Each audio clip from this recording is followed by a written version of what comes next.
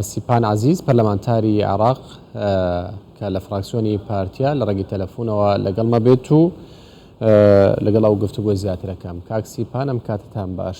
باستەوە دەکرێت کە گرژی و ئاڵۆزی لە نێوهۆڵی پەرلەمان دروست بووە، ئەمە ڕاستە؟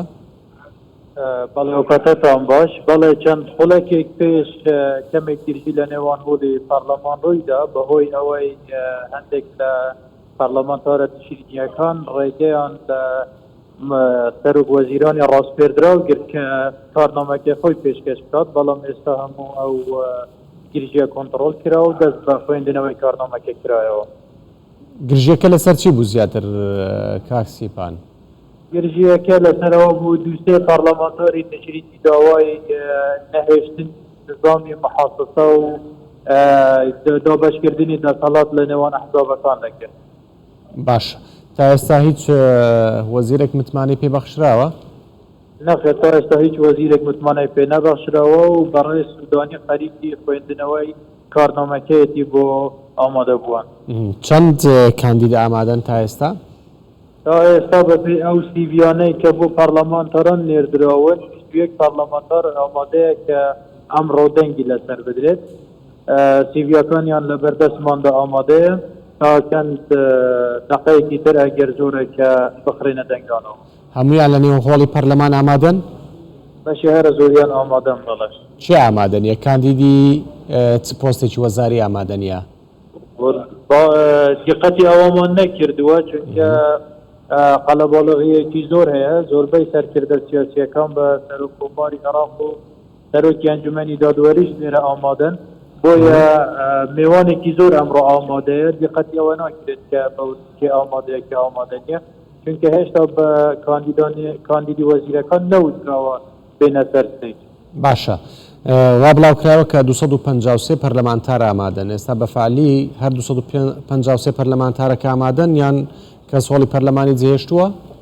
نەخێر 253 پەرلەمانتار ئامادەن و هیچ پەرلەمانتارێک هۆڵی پەرلەمانی جێ نەهێشتووە و نیسابی هەلبژاردننی حکوومەت و پێدانی متمانە بە کابینەی نوێ پێویستی بە ئەغلەبیەی مطلقە، واتە 166 پەرلەمانتار ئامادە بێ، هیچ کەسێک ناوێت. باشە. لە کارنامەکەیدا محەممەد شیا سوودانی هیچ باسی لە کێشەکان نێوان هەولێر و بەغدا کرد؟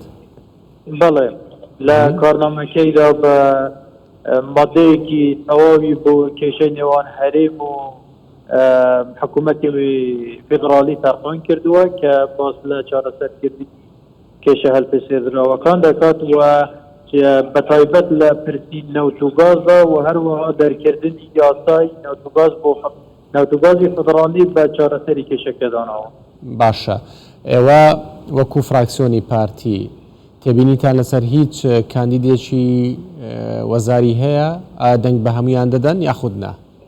تاکو ئێستا ئێمە تێبینیمان لەسەر هیچ کاندیدێکی ئەحزابەکانی تریش نییە بە ئەگەری زۆرەوە تا ئێستا بڕیار وایە کە ئێمە دەست دەنگ بە تەواوی کاندیدەکان بدەین.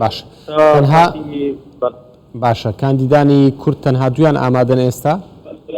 تا ئێستا بەڵێ دوو کاندید ئامادەن بۆ دەنگدان لەسەر کابینەکەیان. یەکێکیان بەڕێز فواد حسێنە بۆ وەزارەتی خارجی، ئەوەی تریشیان دکتۆر خالد شوانیە بۆ وەزارەتی داد لە ئەم برادرانی یەکێتیەوە. ئەو دوو بەشەی تر کە ئەو دوو وەزارەی ترە بۆ کورد دیاری کراوە، بۆچی تا ئێستا کاندیدیان بۆ دیاری نەکراوە؟ ئەو دوو بەشەی تر تاکو ئێستا پارتی و یەکێتی متفق نین لەسەر دابەشکردنی ئەو وەزارەتانەی کە ماوە. پارتی پێی وایە کە وەزارەتەکان پشکی پارتین بە حکمی ئەوەی پۆستی سەرۆکۆمار بۆ یەکێتی چوار لە واقعیش دائمە پێمان وایە هەر چوار وەزارەتی کورد لە کابینەی نوێدا پشکی پارتیە، بەڵام لاریمان نەبووە بە شێوازێکی گشتی ئەگەر وەزارەتێک بۆ یەکێتی بێ، بەڵام وەکو دیارە برادرانی یەکێتی داوای دوو وەزارەت دەکەن بۆ ئەوەی ئەمڕۆ کە پرۆسەی هەلبژاردننی کابینەی نوێ بەردەوام بێتن دوو وەزارەت سوێن دەخۆن و نیسابی ئەنجومەنی وەزیران کامل دەکرێت.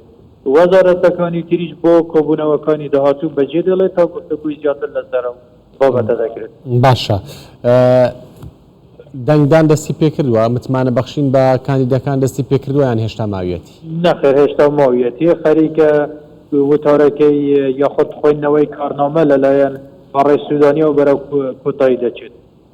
باش سپاس بۆ بەڕێز سیپان عزیز پەرلەمانتاری عێراق لە فراکسیۆنی پارتی کە لە نێو کۆبوونەوەی پەرلەمانی عێراقەوە لە ڕێگەی هێڕی تەلەفۆنەوە لەگەڵمان بووی. زۆر سپاس.